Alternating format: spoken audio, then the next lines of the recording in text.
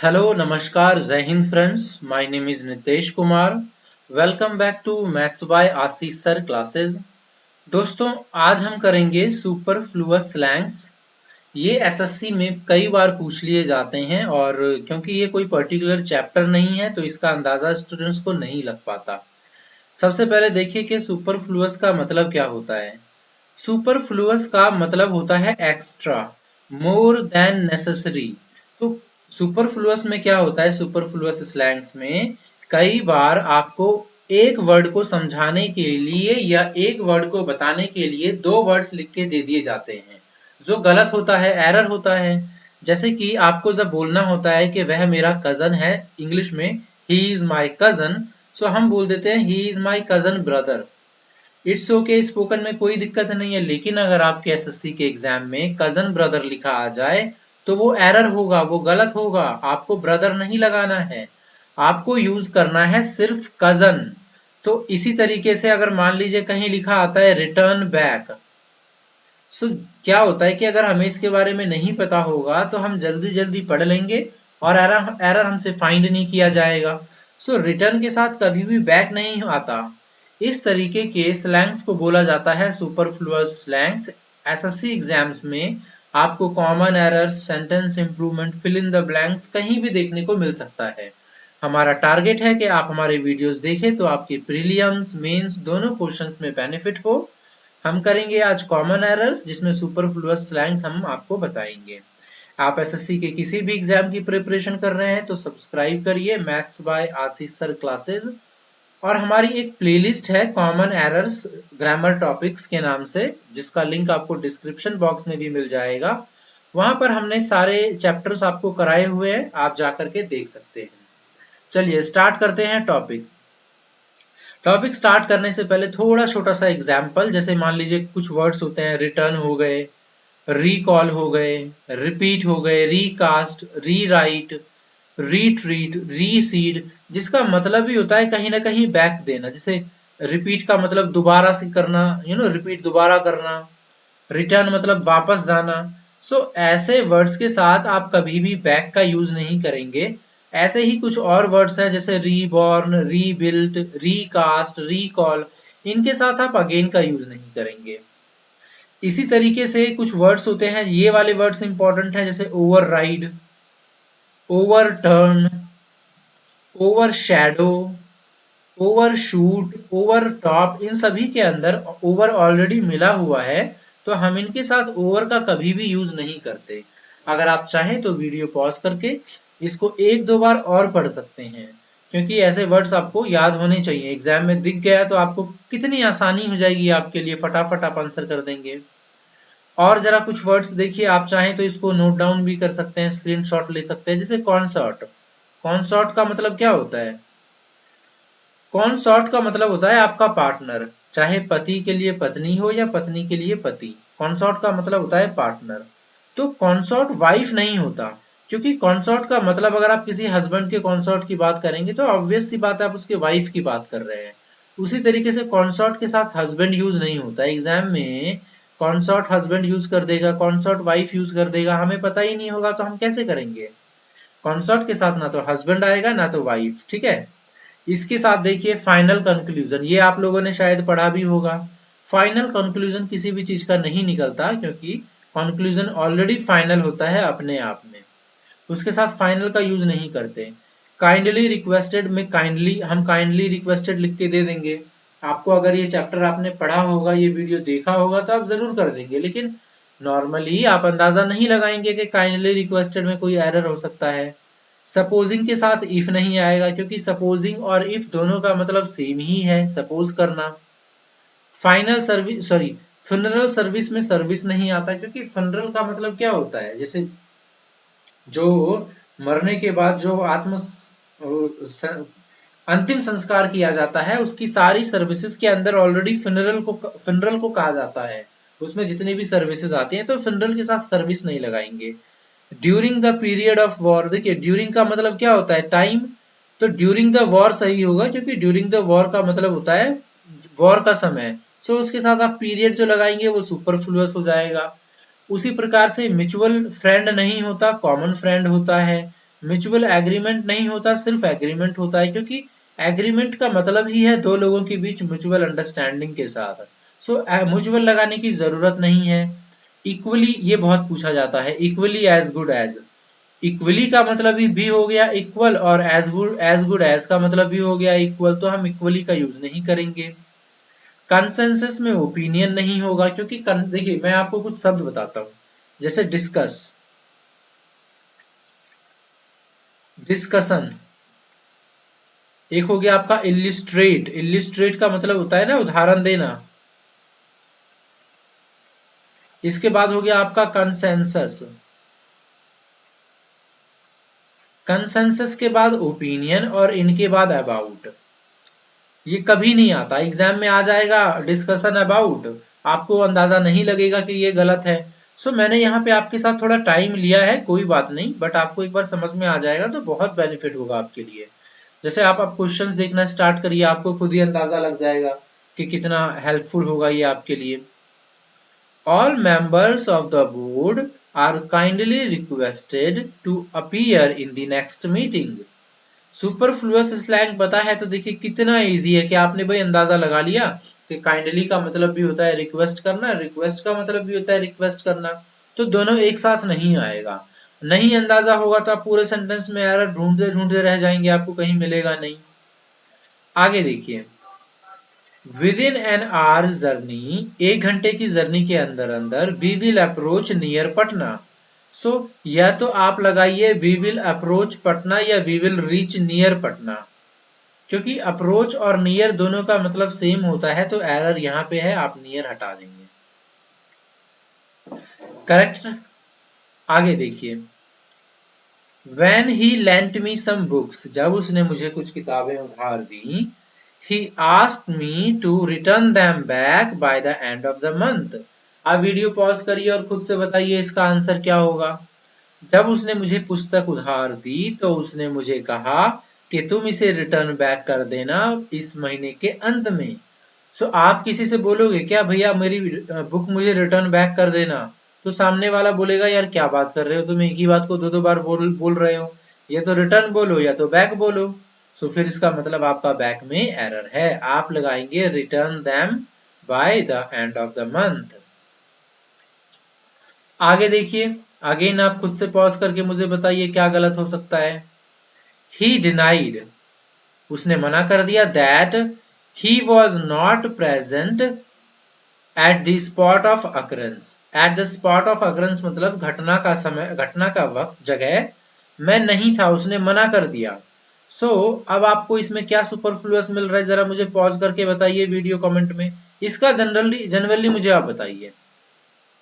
देखिए, डिनाई का मतलब क्या होता है, डिनाई का मतलब होता है मना करना, ये एक नेगेटिव वर्ड है। तो अगर आप बोलोगे I deny I ate this, मैं मना करता हूं कि मैंने इसको खाया था। I deny I fought with him, मैं मना करता हूं कि मैंने उसके साथ फाइट किया था। आप ऐसे तो नहीं बोलोगे ना, I deny I did not fight with him. Deny भी लगा दिया, नॉट भी लगा दिया। जब डिनाई अपने आप में नेगेटिव वर्ड है, so why you are using not with this. ऐसे कुछ और वर्ड्स हैं, जैसे हार्डली हो गया, स्केर्सली हो गया, नो सूनर देन हो गया। मैंने आपको बताया है ये सारे के सारे नेगेटिव वर्ड्स हैं, आप इनके साथ नॉट का यूज नहीं करते, तो यहाँ पे आपका नॉट एरर है, आप नॉट नहीं लगाएंगे, क्योंकि उसने मना कर दिया, ही डिनाइड। तो ही वॉज प्रेजेंट, तो उसने मना क्या किया कि he was present, so not यहाँ नहीं आना चाहिए। अगला देखिए, the CM said that it was his decision. जो सीएम है उन्होंने कहा था कि ये जो है उनका डिसीजन है। That nobody could get it changed, और कोई भी इसमें बदलाव नहीं करवा सकता। देखिए ध्यान से पढ़िए, the CM said that, CM ने कहा था कि, it was his decision and that. मैंने आपको ना एक टॉपिक करवाया है नरेशन का, आप सर्च करिएगा narration maths by Ashish sir classes. आप जब उसे करेंगे ना तो आपको ये थोड़ा हेल्पफुल लग सकता है, ऐसा मत सोचिएगा नरेशन हेल्पफुल नहीं होता कॉमन एरर में। जब यहाँ पे मैंने दैट यूज कर दिया इन्वर्टेड कोमा हटाकर, द सीएम सेड दैट, सो मैं अंदर दोबारा दैट का यूज क्यों करूंगा? भाई दैट मैंने इन्वर्टेड कोमा की जगह यूज कर लिया। सो अगर दोबारा अंदर यूज होगा दैट तो वो डेफिनेटली दिस की जगह होगा।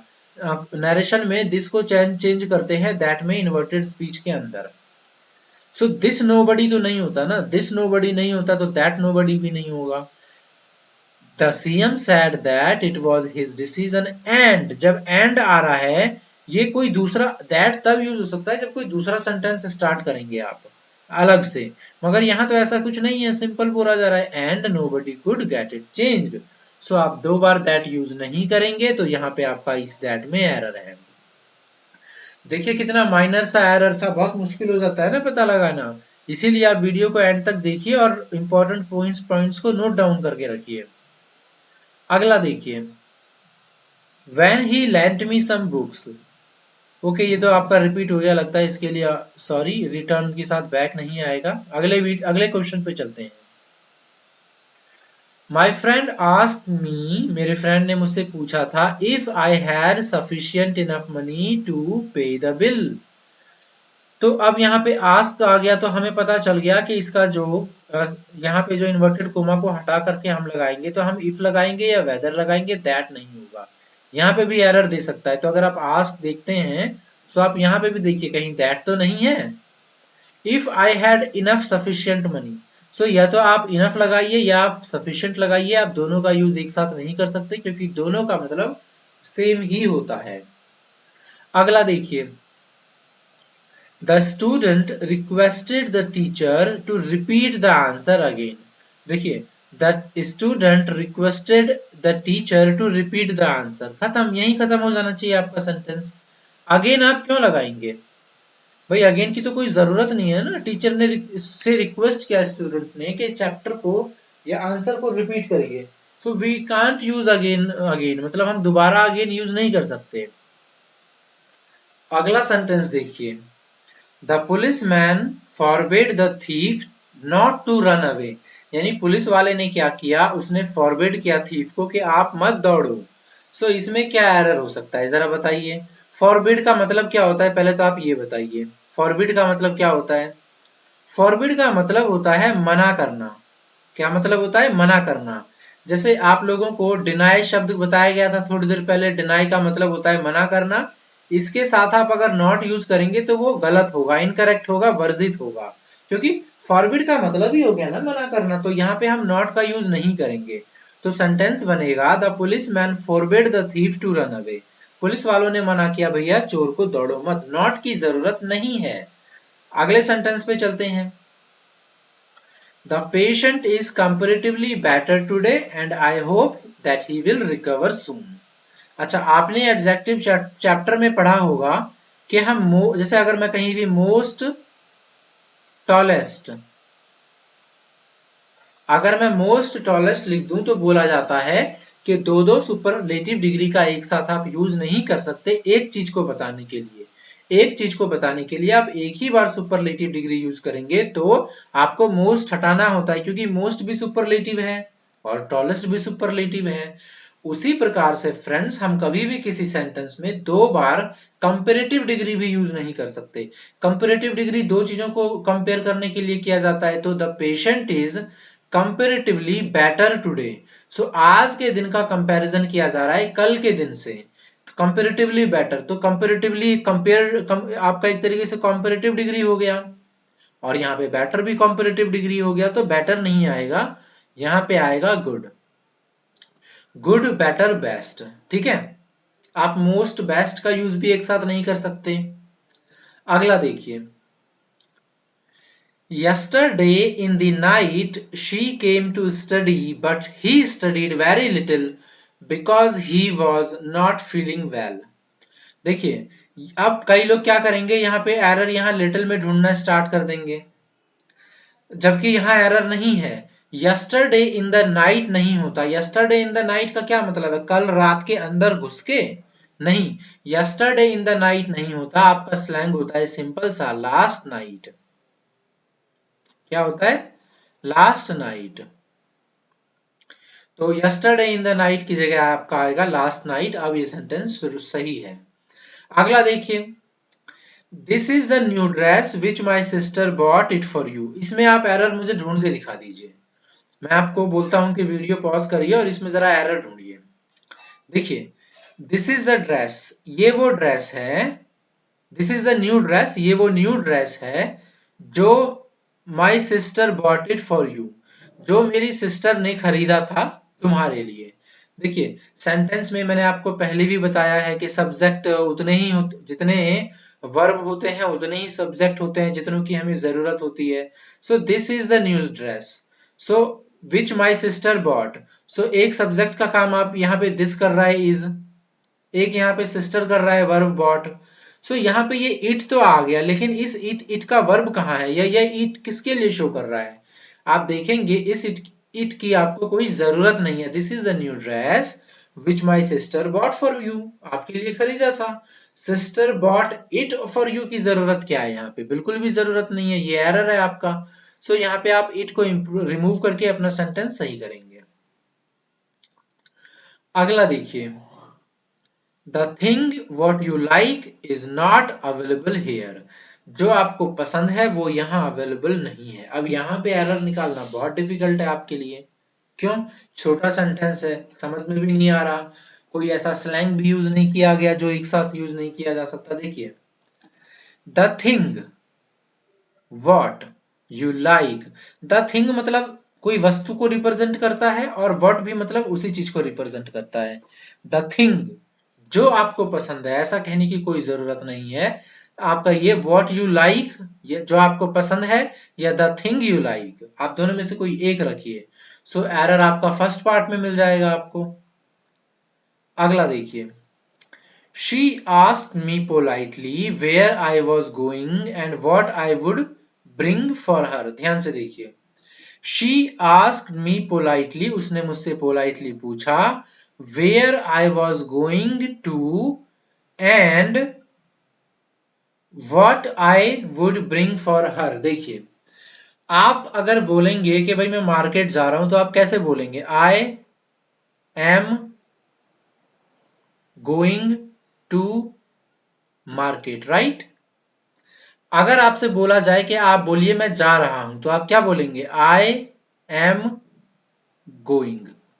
अगर मैं आपसे बोलूं कि आप बोलिए कि मैं हॉस्पिटल जा रहा हूं तो वह हॉस्पिटल जा रही है, तो आप बोलेंगे शी इज गोइंग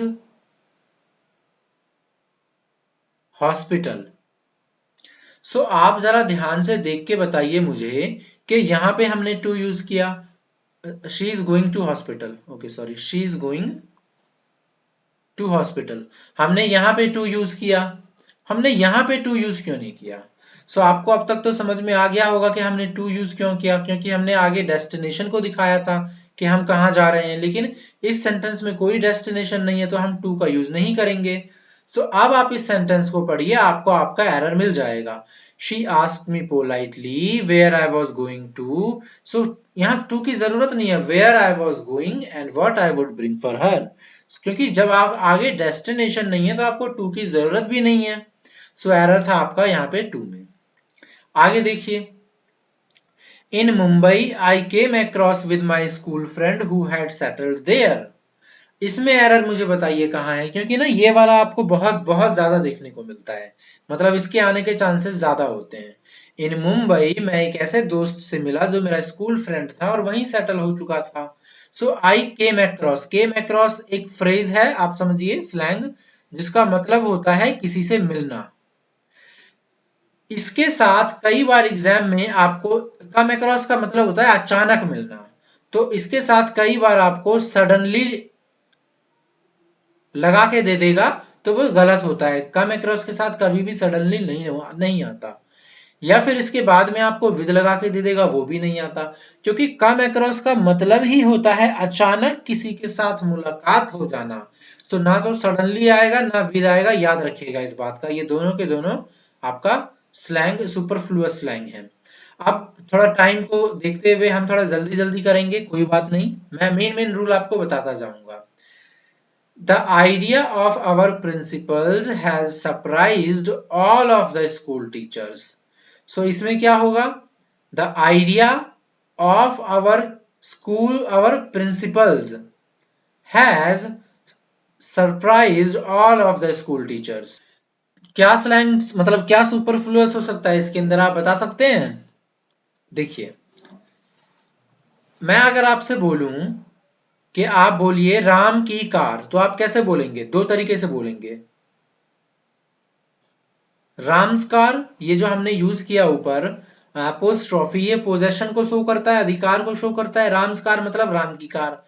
या आप बोल सकते हैं कार ऑफ राम, राम की कार, दोनों का सेम मतलब है।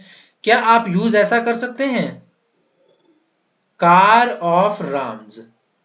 नहीं, ये गलत हो जाएगा, क्योंकि आपने ऑफ भी यूज कर दिया, आपने अपोस्ट्रोफी भी यूज कर दिया, दोनों में से कोई एक चीज यूज करिए, सुपरफ्लुअस हो गया। तो देखिए, the idea of our principals में आपका यहाँ पे अपोस्ट्रोफी नहीं यूज होगा। The idea of our principal, ये काफी है। या फिर आप लिखिए आवर प्रिंसिपल्स आइडिया, तो मुझे यकीन है अब आपको एरर मिल गया होगा।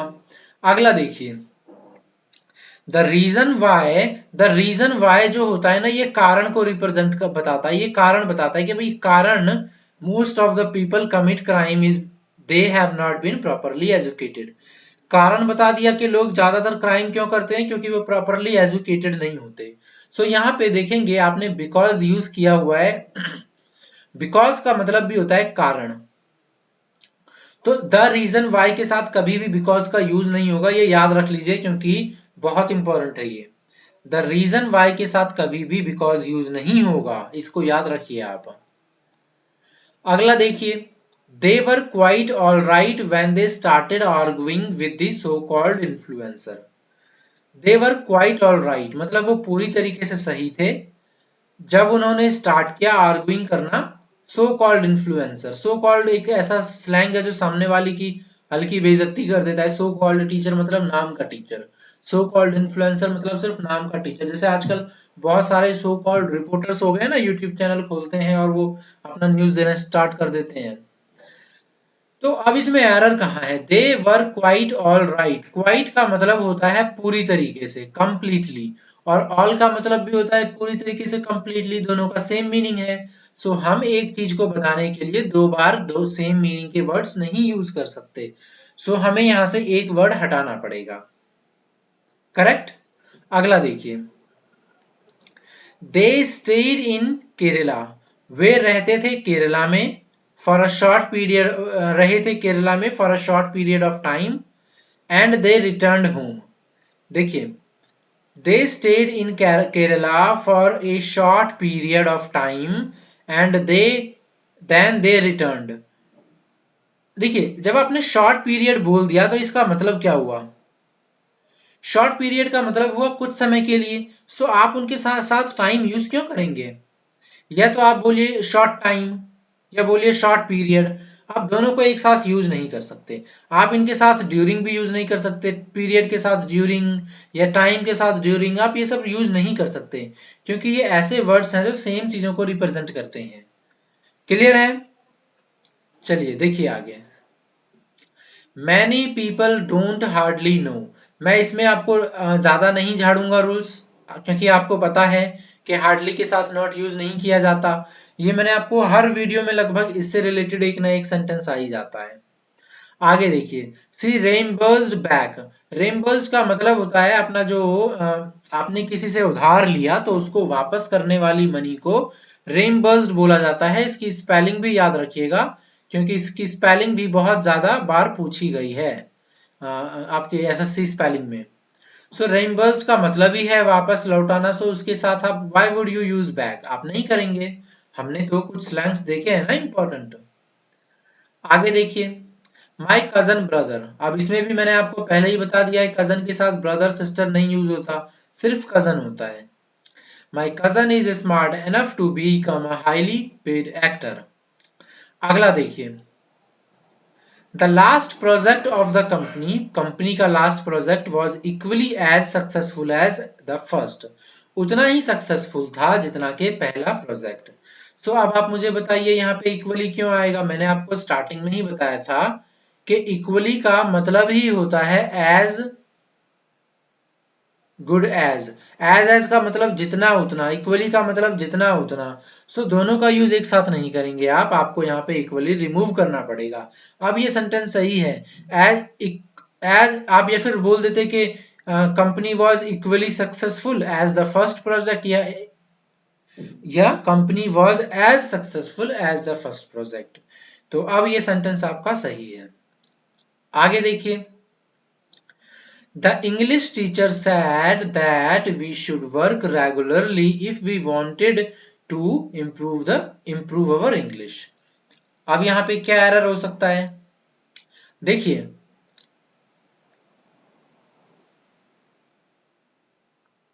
मैं अगर आपसे बोलूं द इंग्लिश आर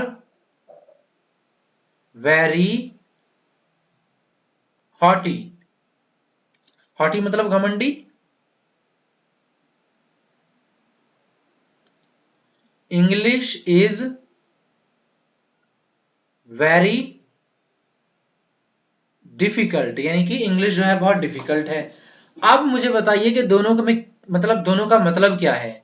ऊपर वाले का मतलब है कि जो अंग्रेज होते हैं वो बहुत घमंडी होते हैं। नीचे वाले का मतलब है इंग्लिश इज वेरी डिफिकल्ट, यानी जो इंग्लिश सब्जेक्ट है वो बहुत ज्यादा डिफिकल्ट है।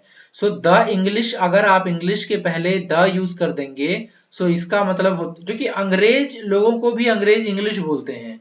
जो लोग इंग्लैंड में रहते हैं, जो वहां के जो गोरे हैं जिन्होंने राज किया था इंडिया पे, वो जो ओरिजिनल लोग हैं ना वहां के, उनको द इंग्लिश बोलते हैं। मतलब द इंग्लिश मतलब इंग्लिश पीपल।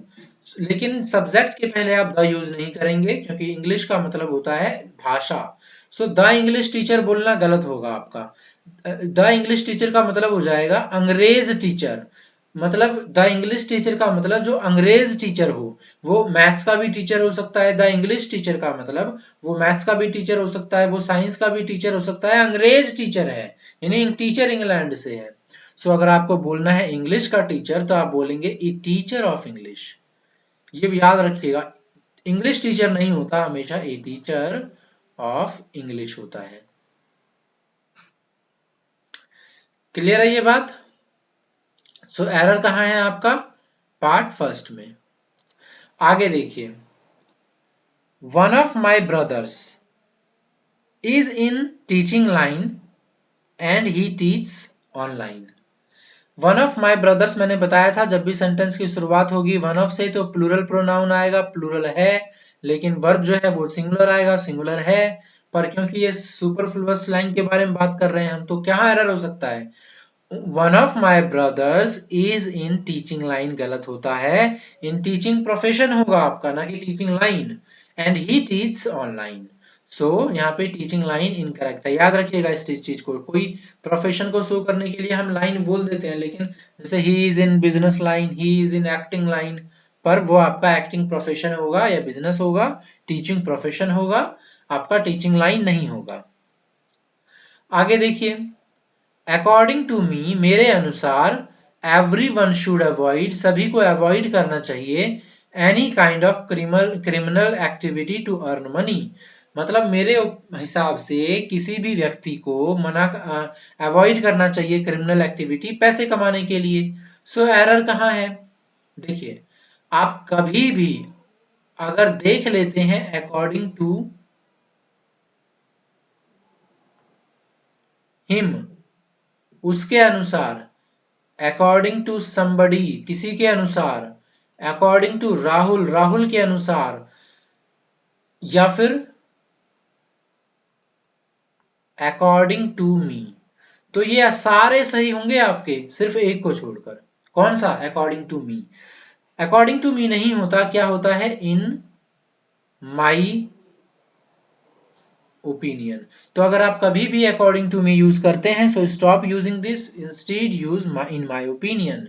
आप क्या यूज करिए, in my opinion.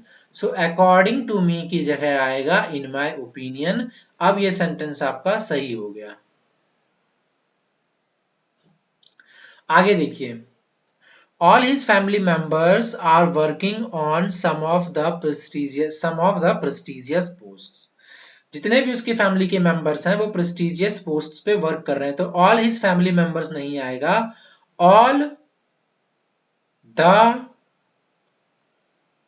Members of his family. अब ये सही है, ठीक है, याद रखिएगा इस चीज को।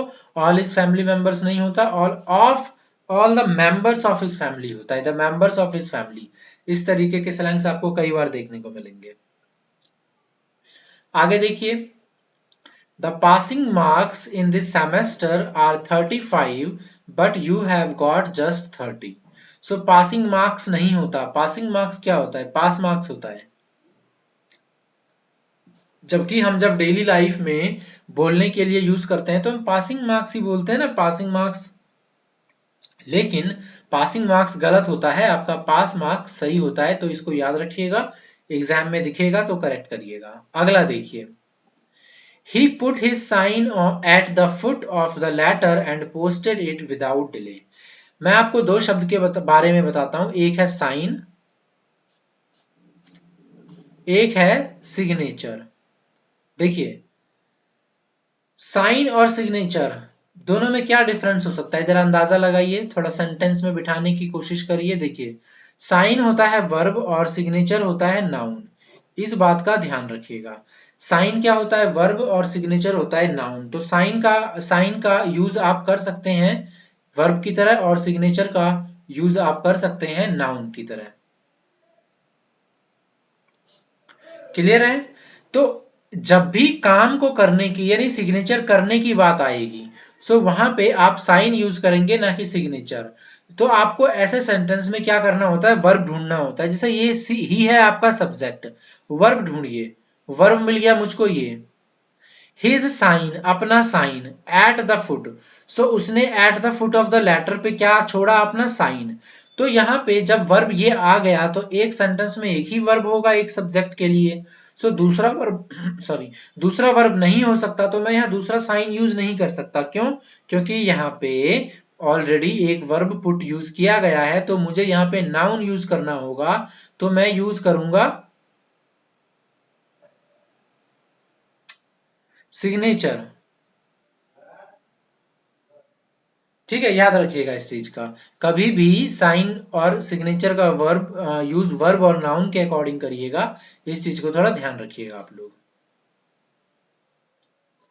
अगला देखिए, the officer asked me to talk to the concerned clerk for any difficulty in the payment. देखिए, यहां पे लिखा हुआ है the concerned clerk. Concerned clerk का मतलब नहीं होगा, यहां पे कंसर्न्ड क्लर्क गलत है, आपका होना चाहिए द क्लर्क कंसर्न्ड। अगला सेंटेंस देखिए, in this famous college a lot of students have applied for free ship. मतलब आप समझ गए, जो फ्री में स्कॉलर्स होता है उसके लिए, स्कॉलरशिप के लिए यहाँ पे अप्लाई किया है। तो उसके लिए हम फ्रीशिप का यूज नहीं करते, हम क्या यूज करते हैं? Free studentship. सो यहाँ पे आपका एरर है, आपको ये स्लैंग याद रखना है। देखिए, अच्छा, कंसर्न्ड क्लर्क का मतलब हो जाता है चिंतित क्लर्क। कंसर्न्ड क्लर्क का मतलब जो टेंशन में हो, तो क्लर्क कंसर्न सही होता है, इसको ध्यान रखिएगा। ये था हमारा आज का टॉपिक। इसके अलावा दोस्तों, अगर आप और कुछ पढ़ना चाहते हैं तो इसे वीडियो को पॉज करके आप इसका स्क्रीनशॉट ले सकते हैं, आप इसका पढ़ सकते हैं, आप इसको नोट डाउन करना चाहें तो आप कर सकते हैं। यहाँ पे आपको पता चलेगा, जैसे एंड दैट में आपका दैट आएगा, एंड नहीं आएगा। अभी स्टार्टिंग में आया था ना एक एंड दैट, जब मैंने बताया था नरेशन में कि दैट का यूज क्यों होगा यहाँ पे। ठीक है, कावर्ड मैन नहीं होता, कावर्ड होता है। क्यों? क्योंकि कावर्ड का मतलब ही हो गया कावर्ड मैन, मतलब उसके अंदर ही हो गया कि भैया ऐसा आदमी जो कायर हो। अगर आपके पास और टाइम है तो देख लीजिए, लिंकिंग रोड नहीं होता, सिर्फ लिंक रोड होता है। लिंकिंग रोड गलत होता है। कम अक्रॉस के साथ ना तो सडनली यूज होगा ना तो विद यूज होगा। फ्ली अवे गलत होता है, फ्ली अवे नहीं होता, सिर्फ आपका फ्ली यूज होगा। रीजन बिकॉज के साथ आप रीजन दैट या रीजन वाई लगाते हैं, ना कि reason because. The reason why, the reason that, because नहीं लगाते। टू ट्विंस बोलना गलत होता है, सिर्फ ट्विंस होता है, क्योंकि ट्विंस का मतलब ही हो गया ना दो। इसी तरीके से डिवाइड इंटू 4 क्वार्टर्स गलत होता है, क्योंकि डिवाइड इंटू 4 का मतलब ही हो गया कि 4 भागों में बांटना। क्वार्टर्स का मतलब भी होता है 4 भागों में बांटना। याद रखिए WAIT वेट फॉर का मतलब होता है अवेट। ये एसएससी में कई बार यूज किया जा चुका है वर्ड। वेट फॉर का मतलब क्या होता है अवेट। तो या तो आप वेट फॉर यूज करिए या अवेट यूज करिए। अगर आपने अवेट फॉर यूज कर दिया तो वो गलत हो जाएगा। इसी के साथ देखिए कंप्राइज ऑफ।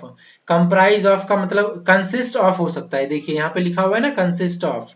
सो कंसिस्ट के साथ ऑफ लग सकता है, से मिलकर बना होना या उसके अंदर बना होना, लेकिन कंप्राइज के साथ ऑफ नहीं लगता। इन्वेस्टिगेट इनटू गलत होता है, इन्वेस्टिगेट सही होता है। क्योंकि इन्वेस्टिगेट का मतलब ही होता है इंक्वायर इनटू, किसी के अंदर जाकर जांच पड़ताल करना, किसी चीज की जांच पड़ताल करना। इन्वेस्टिगेट का मतलब होता है, तो आप इंक्वायर इनटू लगा सकते हैं लेकिन इन्वेस्टिगेट नहीं। तो मैंने आपको सुपरफ्लुअस स्लैंग से जितने भी ज्यादा हो सकते थे मैंने बता दिया है। अब आप क्या करिए, इस चैप्टर को पढ़िए, पूरा वीडियो देखिए। अगर अच्छा लगा तो लाइक सब्सक्राइब, दोस्तों के साथ थोड़ा शेयर कर दीजिएगा। और मुझे बताइए वीडियो के कमेंट बॉक्स में कि कैसा लगा आपको वीडियो। तो चलिए स्टॉप करते हैं वीडियो। आज का वीडियो यहीं स्टॉप करते हैं। वीडियो देखने के लिए आपके साथ आपका धन्यवाद। जय हिंद।